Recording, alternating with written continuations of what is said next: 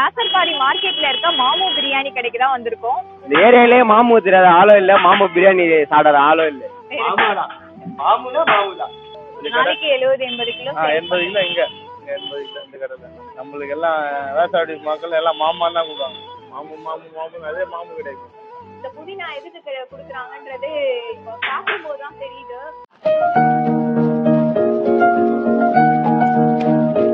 Hi மக்களே, welcome to our channel. நான் உங்க ஃபுட்டி கிருத்திகா.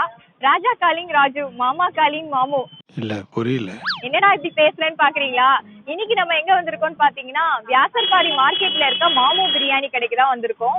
வியாசர்பாடி மார்க்கெட்ல பாத்தீங்கன்னா மாமு பிரியாணின்றது ரொம்ப ஃபேமஸ். எக்ஸாக்டா எங்க இருக்குன்னு பாத்தீங்கன்னா பொன்ராஜ் அரிசி மண்டி பக்கத்துலயே இருக்கும். நம்ம மக்கள் கிட்டயும் ரிவ்யூ கேட்கலாம், அதே மாதிரி ஓனரும் பேசுறேன்னு சொல்லியிருக்காங்க.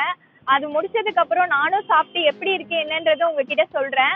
இங்க வந்து பீஃப் பிரியாணி, சிக்கன் பிரியாணி ரெண்டுமே கிடைக்குமா? ரெண்டையும் சாப்பிட்டு எப்படி இருக்கு என்னன்னு நான் உங்ககிட்ட சொல்றேன். வாங்க வீடியோக்குள்ள போலாம்.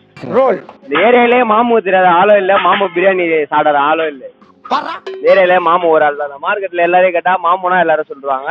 பிரியாணி சுவையை கேட்டாலும் சூப்பரா இருக்கு, அருமையா இருக்குன்னு சொல்லுவாங்க. இந்த மார்க்கெட்லயே மாமா மாரி ஒரு பிரியாணி போற ஆளும் இல்ல, இந்த பிரியாணி கடையே இல்ல. மாமு தான் ஃபேமஸ்.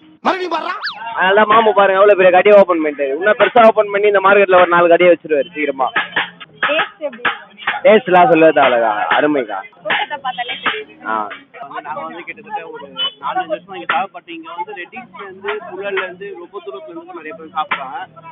அவரோட கன்சிஸ்டன்சி அந்த டேஸ்ட் மட்டும்தான். இதை விட்டு வேறு கடையில் ஃபஸ்ட்டு கடை வந்து ஆப்போசிட்டில் இருந்தது. ஓகேங்களா, இப்போ சரி இடிக்க போகிறான்னு சொல்லி இந்த பக்கம் மாறினார். பட் அந்த கடையில் நிறைய பேர் சொன்னாங்க. பட் இங்கே வந்தாலும் எங்கே மாறினாலும் மாமு கடை தான். ஓகேங்களா, எனக்கு டேஸ்ட் எனக்கு ரொம்ப பிடிச்ச பீஃப் பிரியாணி. அந்த பீஃப் பிரியாணியோட டேஸ்ட், அந்த ஜூசினஸ், கன்சிஸ்டன்சி ரொம்ப இருக்கும். நானும் யூடியூப் சேனல் வச்சிருக்கேன். நான் போட்டு சில டைம் பிரியாணி என் சேனலில் ஓடிக்குது. நிறைய பேர் சாப்பிட்டு பார்ப்பாங்க. என்னதான் இவ்வளோ கடை இருந்தாலும் இந்த ஏரியா, இந்த வியாசர்பாடியில் இந்த கடை ரொம்ப ஃபேமஸ். நான் கிட்டத்தட்ட ஒரு வாரத்தில் இல்லைன்னா ஒரு 20-40 தடவை சாப்பிடுவோம்.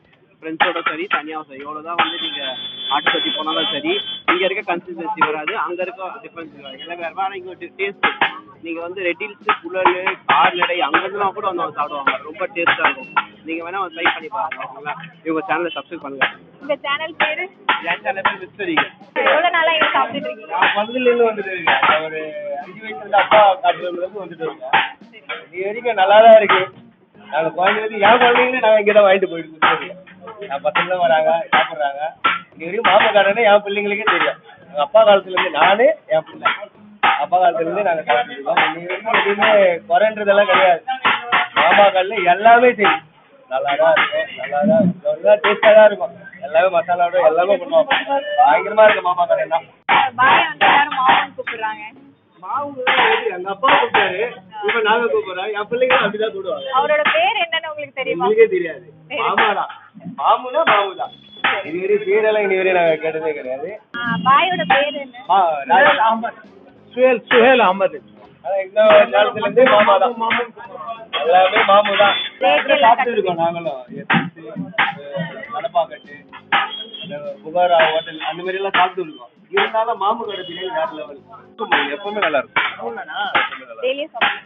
டெய்லி எல்லாம் சாப்பிட மாட்டோம், வாரத்துல ஒரு நாள். நான் ஒரு பிரின்சிபலோட வாழ்றேன். நல்ல டேஸ்ட். எவ்வளவு வருஷமா சாப்பிட்டு இருக்கீங்க? நான் 15 வருஷம் சாப்பிட்டேன். அந்த இடத்துல கடை இருந்தது, அங்க இருந்து சாப்பிட்டேன். ஏன் அந்த அண்ணாவை எல்லாரும் மாமுன்னு கூப்பிடுறீங்க? அவரோட உண்மையான பேர் தெரியுமா? உண்மையான பேர் யாருக்குமே தெரியாது. யாருக்குமே தெரியாது. சரி, ஏன் இங்க வியாசர்பாடியில வந்து எல்லாரும் பேர் வச்சது மாமுன்னு பேர் வச்சிருக்கேன்னு சொன்னாங்க. ஏன் அப்படி? அவங்க எல்லாருமே டோமில தான் பேசுவாரு. சாதாரணமா சாப்பிட வரவங்க எல்லாரும் எல்லாம் ஃப்ரெண்ட்லியா பேசுவாரு. நான் 99 மேடம் நான் வைக்கும்போது கடை, அந்த கடை வச்சேன் 99. 6 கிலோ முதல்ல போடும்போது 6 கேஜி. அப்புறமா ஒரு மாசத்துல 8, 9, 10 அது மாதிரி ஆச்சு. லாஸ்ட் அந்த கடை வந்து 40 கிலோ ஓடிச்சு. இப்போ இங்க வந்து 70, 80 அப்படி போயிடுச்சு. நாளைக்கு 70-80 கிலோ 80 கிலோ இங்க 80 கிலோ இந்த கடை தான். பீஃப் எவ்வளவு கொடுப்பீங்க? சிக்கன் பீஃப் வந்து அரை பிளேட் வந்து 110 ரூபா, கால் பிளேட் வந்து 80 ரூபா, முட்டை வச்சு 110 ரூபா முட்டை வச்சு ஆஃப் ஒரு ஆள் சாப்பிடலாம் நல்லா திருப்தியா. குஷ்கா வந்து 80 ருபீஸ் அப்படி கொடுக்குறேன். என்ன ஸ்டைல்ல? ஆம்பூர் ஸ்டைல்ல இருக்கு. சாப்பிட்டுருக்கோம் நாங்க ஆல்ரெடி. இது ஆம்பூர் ஸ்டைல் தான். எங்க ஊருக்கு நாங்க அப்பா ஒரு ஆம்பூர் தான். எங்க ஊர் அதை பார்த்து பண்ணப்பட்டு எங்க அம்மா ஒரு ஆம்பூர் ஸ்டைல் தான் இது. அங்க அந்த டைம்ல வேலை செஞ்சதுக்குனால இப்போ நம்மளுக்கு ஈஸியா இருக்கு. அப்போ நான் வேலை செய்யும்போது ₹6 ₹7 அப்படி சம்பளத்தில் வேலை செய்யணும். நம்ம நீட்டு டபரா போடுவோம். கல்யாணத்துக்கு போனால் ஒரு 100 80 அந்த மாதிரி செய்வோம். அதில் கற்றுருந்தேன் வேறு. அப்புறம் ஹமீதியா ரெஸ்டாரண்ட்டில் மாஸ்டராக இருந்தேன். அப்படி ஹமீதியா ரெஸ்டாரண்ட் தெரியுமா? பாண்டி பஜார்ல. தெரியுமா தெரியாதா? தெரியாது தெரியாது தெரியாது. அது அப்படியே இப்போ வேட்டார்புடிக்கு வந்து வேட்டார் வழியா அப்படியே வாழ்ந்துட்டேன். 25 வருஷமா ரன் பண்ணிட்டு இருக்கீங்க. ஜாஸ்தி 98 99 நாங்கள் வரும்போது அப்போ வயசு நல்லா நம்மளுக்கு. சரி சரி. அதான் கஷ்டப்பட்டேன். அந்த மாதிரி கடவுள் கொடுத்த அந்த கூலி நம்மளுக்கு எல்லாம் வேசாடி மக்கள் எல்லாம் மாமான்னு தான் கூடுவாங்க. மாமு அதே மாமு கடை. மாமு கடை வந்து நம்ம வைக்கல, ஊர் மக்கள் வச்சிருக்கு மாமு கடைன்னு. நம்ம டைட்லேருந்து வேறையா இருந்துச்சு. லாஸ்ட்ல மாமுன்னு கூட மாமு கடையா போட்டுருக்காங்க. அதுதான் மேட்ரு. ஃபைனலா நம்ம ரிவ்யூ போர்ஷனுக்கு வந்துட்டோம். இது வந்து சிக்கன் பிரியாணி ஹாஃப் வாங்கியிருக்கேன், இது பீஃப் பிரியாணி குவார்ட்டர் வாங்கியிருக்கேன். உங்களுக்கு குவான்டிட்டி காமிக்கணுன்றதுக்காகவே வந்து ரெண்டுமே வாங்கியிருக்கேன். நான் பீஃப் சாப்பிட மாட்டேன். ஃபர்ஸ்ட் வந்து சிக்கன் எப்படி இருக்குன்னு டேஸ்ட் பார்த்து உங்களுக்கு சொல்றேன்.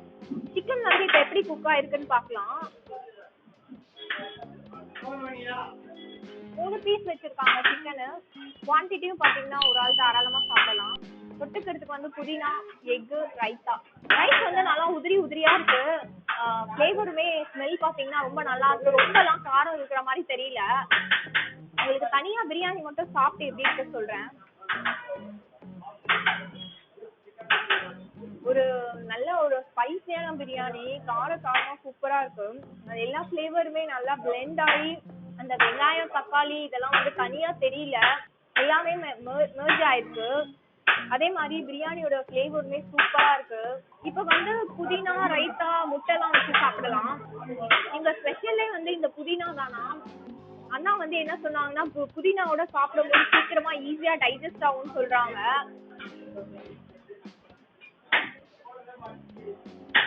இந்த புதினாவோட ஃப்ளேவர் வந்து பிரியாணியோட சாப்பிடும்போது சூப்பரா இருக்கு. அது ஒரு மாதிரி புளிப்பா அந்த பிரியாணியோட சாப்பிடுறது டேஸ்ட் வந்து தனியா தெரியுது. எனக்கு வந்து அந்த புதினா வந்து ரொம்ப பிடிச்சிருக்கு.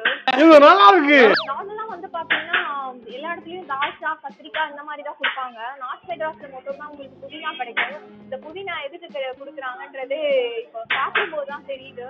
அந்த புளிப்பு டேஸ்டோட சாப்பிடும்போது கண்டிப்பா வந்து ரொம்ப லைட்டா இருக்கு. சாப்பிடுறது வந்து தெரியல, இன்னும் சாப்பிட்டுட்டே இருக்கணும்னு தோணுது. அதே மாதிரி எண்ணெய்லாம் வந்து பாத்தீங்கன்னா நிறைய கையில ஒட்டல. பிரியாணினாலே ஆயில் நிறைய இருக்கும். சாப்பிடும்போது தெகுட்டும் அந்த மாதிரியா எதுவுமே இல்லைங்க. நல்லா சாப்பிடலாம், குழந்தைங்கள்ல இருந்து பெரியவங்க வரைக்கும் சாப்பிடலாம். காரம் வந்து ஒரு கொஞ்சம் சூப்பரா இருக்கு, ரொம்பலாம் சொல்ல முடியாது. எனக்கு ரொம்பவே பிடிச்சிருக்கு இந்த பிரியாணி. பீஃப் பிரியாணி இது வந்து உங்களுக்கு குவார்ட்டர் வாங்கியிருக்கேன் உங்ககிட்ட காமிக்கிறதுக்காக. நான் சாப்பிட மாட்டேன். ஒரு 7ல இருந்து 8 பீஸ் கொடுத்துருக்காங்க. மீட் வந்து நல்லாவே குக் ஆயிருக்கு. இது பார்க்கும்போது வந்து பீஃப் பிரியாணி மாதிரி தெரியல, மட்டன் மாதிரி தான் இருக்கு ஸ்மெல் வைஸ் பார்த்தா. அதே மாதிரி பார்த்தீங்கன்னா குவான்டிட்டி வந்து குவார்ட்டர் கொடுக்குறாங்க. குவார்ட்டர்லேயே வந்து 8 பீஸ் வரைக்கும் கொடுக்குறாங்க. ஸோ இந்த குவார்ட்டர் சாப்பிட்டாலே என்ன மாதிரி ஆளுங்களுக்குலாம் வயிறு ஃபுல்லாகிடும்னு நினைக்கிறேன். என்னோட கேமராமேன் வேறு பார்த்துட்டே இருக்காங்க எப்போ வந்து இந்த பீஃப் பிரியாணியை சாப்பிடலான்னு. நானும் சாப்பிட்டுட்டு வந்துடுறேன், அது வரைக்கும் வீடியோ பார்த்துக்கிட்டே இருங்க. ஃபைனலாக சாப்பிட்டுலாம் முடிச்சாச்சு. நான் ஏன் இங்கேருந்து பேசுகிறேன்னு பார்த்தீங்கன்னா 1998 வந்து இந்த ஷாப்ல இருந்தா ஸ்டார்ட் பண்ணாராம் அவரு. இப்போ ஒரு 2-3 மாசம் முன்னாடி தான் ஆப்போசிட்ல சேஞ்ச் பண்ணிருக்காங்க. ஏன்னா ரோடு எக்ஸ்டெண்ட் பண்றதுனால கடையெல்லாம் வந்து இடிக்க போறதா அவருக்கு இன்ஃபர்மேஷன் வந்திருக்கு. ஸோ அதனால வந்து பிசினஸை தொடரணுன்றதுக்காக ஆப்போசிட்ல சேஞ்ச் பண்ணிருக்காங்க. எல்லாரும் ரிவ்யூஸ்ல என்ன சொல்லியிருக்காங்க பாத்தீங்கன்னா 25 வருஷமா அந்த பீஃபோட குவாலிட்டி வந்து மாறாம ஒரே மாதிரி கொடுத்துட்டு இருக்கறதுனால தான் இவங்க வந்து இவ்வளவு தூரம் சேல்ஸ் பண்றாங்க. அதே மாதிரி பீஃப் லவருக்கு வந்து இது ஒரு பெஸ்ட் ஸ்பாட்டாவும் இருக்கும். சென்னையில பீஃப் பிரியாணி அப்படின்னு சாப்பிடணும்னு நீங்க நினைச்சீங்கன்னா இது ஒரு பெஸ்ட் ஸ்பாட்டா இருக்கும் நான் நினைக்கிறேன். இதே மாதிரி ஒரு இன்ட்ரெஸ்டிங் வீடியோல சந்திக்கலாம். இத்துடன் உங்களிடமிருந்து விடைபெறுவது உங்கள் கிருத்திகா.